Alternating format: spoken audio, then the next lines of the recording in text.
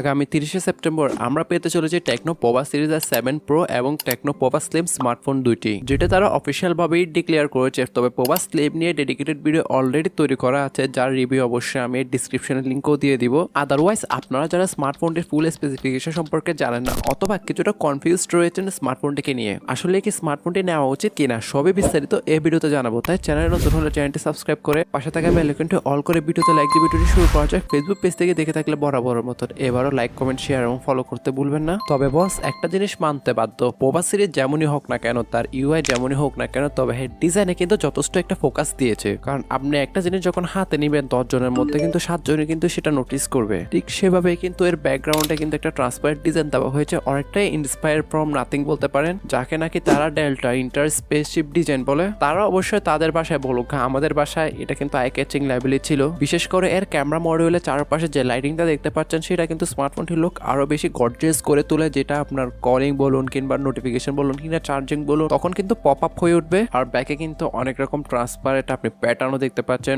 Overall thickness করা হয়েছে 8.2 millimetre এবং ওজন করা হয়েছে 193 কিংবা 200 গ্রামের মধ্যে। স্মার্টফোনটি হাতে নিলে বেশ ভালো একটা গ্রিপ পাওয়া যাচ্ছে। তবে হ্যাঁ, স্মার্টফোনটি যে আপনার বিল্ড কোয়ালিটি রয়েছে ওখানে কিন্তু প্লাস্টিক ইউজ করেছে, আপনাকে সেই ব্যাপারটা কিছুটা কম্প্রোমাইজ কিংবা কনসিডার করতে হবে। এটা অ্যাজ ওয়েল এস আপনার বিষয়। স্মার্টফোনটি কেমন লেগেছে ডিজাইন কম্পাউন্ডমেন্টে কমেন্টে জানাতে বলবেন না। তার সাথে IP64 এর রেটিংও মোটামুটি স্মার্টফোনটিকে বেশ ভালো একটা পজিশন ক্রিয়েট করে দিয়েছে। তবে যেহেতু IP রেটিং এর ট্রেন্ড চলছে, এখানে IP68, 69 দেওয়া উচিত ছিল মিনিমাম। ডিসপ্লে সেকশনে এসে তারা কিন্তু এবারে আলোর প্রদীপ জ্বালিয়ে দিয়েছে আমি বলবো, কারণ চিন এবং বেজেল দেখতে পাচ্ছেন সম্পূর্ণ সিমেট্রিক্যাল। তবে হ্যাঁ, লোয়ার চিনটা কিছুটা আংশিক মোটা লাগতে পারে, বাট আদারওয়াইজ কিন্তু তারা যথেষ্ট স্লিম রাখারই চেষ্টা করেছে। আর ডিসপ্লে সাইজটাও বেশ বড় সড়ো ছিল, 6.78 ইঞ্চি মাপের আমরা একটা ডিসপ্লে দেখতে পারবো 1.5K রেজুলেশনে, যাতে রয়েছে আবার 144 হার্জের মতন ফাস্ট রিফ্রেশ রেট। তবে যেহেতু অ্যামোলেড ডিসপ্লে তাই কালার ক্যালিব্রেশনও মোটামুটি ঠিকঠাক ছিল। তার সাথে আপনার 440 পিপিআই ডেন্সিটি আর SBRও আপনার 89.4% উপরে ছিল। দেন ডিসপ্লে নিয়ে যদি আর একটু ইনডেপলি যান তাহলে এখানে আপনি টাচ স্যাম্পলিং রেট দেখতে পারবেন 240 হার্জের মতো।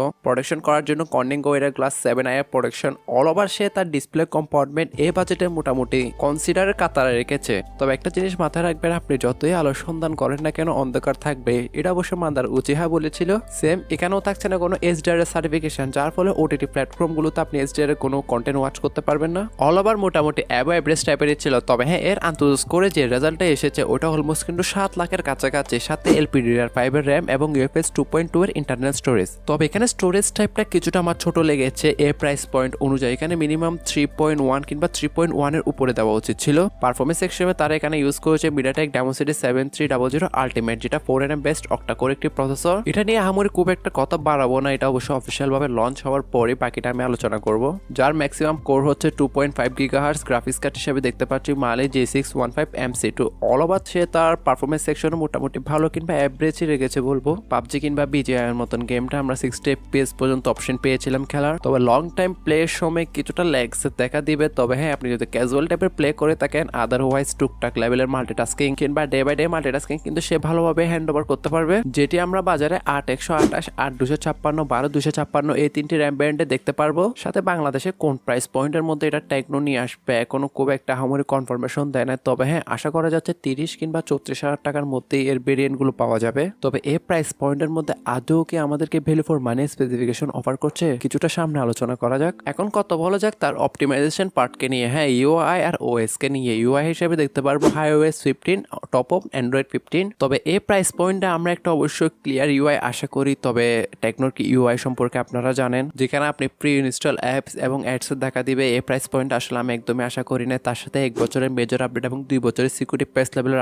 আপডেটের ক্ষেত্রেও কিন্তু স্মার্টফোনটা অনেক পিছিয়ে এই প্রাইস পয়েন্টের মধ্যে। সাথে এর UI তে আমরা কিছু টুকিটাকি AI এজেন্সিয়াল ফিউচার দেখতে পারবো। আর হ্যাঁ, ব্যাকে দেখতে পাচ্ছেন ট্রিপল ক্যামেরা সেটআপ। তবে কাজের সেন্সর আসলে একটাই কিংবা দুইটাই বলবো। যার প্রাইমারিতে আমরা দেখতে পারবো সনির IMX6A2 এর প্রাইমারি 64 মেগাপিক্সেলের সেন্সর। তবে হ্যাঁ, যেহেতু আপনার সনির সেন্সর ইউজ করেছে বিদায় ক্যামেরা কোয়ালিটি কিছুটা ভালো ছিল। তার সাথে সেকেন্ডারিতে 8 মেগাপিক্সেলের একটি আলট্রা ওয়াইড। তবে অল ওভার তারা ব্যাক ক্যামেরা কোয়ালিটি কিছুটা ভালো করেছে, যার ফলে এই প্রাইস পয়েন্ট অন্য স্মার্টফোনের সাথে কাঁধে কাঁধ মিলিয়ে চলার যোগ্যই ছিল। তার সাথে ফ্রন্ট ফেসিং 13 মেগাপিক্সেল একটি সেলফি ক্যামেরা, এখানে মিনিমাম 16 মেগাপিক্সেল দেওয়া উচিত ছিল। আর ব্যাক ক্যামেরা দ্বারা সর্বোচ্চ 4K তে 30 FPS ভিডিওগুলো শুট করার অপশন থাকলেও থাকতে পারে, বাট আদারওয়াইজ সম্পূর্ণ স্পেসিফিকেশন আমরা লঞ্চ হওয়ার পরেই বলতে পারবো। বর্তমানে যা লিক হয়েছে স্পেসিফিকেশন আসলে সেই টপিকের উপরে আসলে ভিডিওটা করছি। তবে all over back camera quality মোটামুটি অ্যাভারেজ টাইপের ছিল। আমি বলবো তার সাথে আপনি স্টিরিও স্পিকার থেকে শুরু করে ফ্রি লিঙ্কের মতন ফিউচারটিকেও দেখতে পারবেন। তো বেসিক্যালি অনেকেই ফ্রি লিঙ্কের কাজ জানেন না, এটার কাজ হচ্ছে অনেকটাই ওয়াকি টকির মতন ধরতে পারেন। ফর এক্সাম্পল আপনার স্মার্টফোনের ডাটাও নয়, প্লাস কোনো সিমও নয়, প্লাস কোনো ওয়াইফাইও নয়, তারপরেও কিন্তু আপনি আশেপাশে থাকা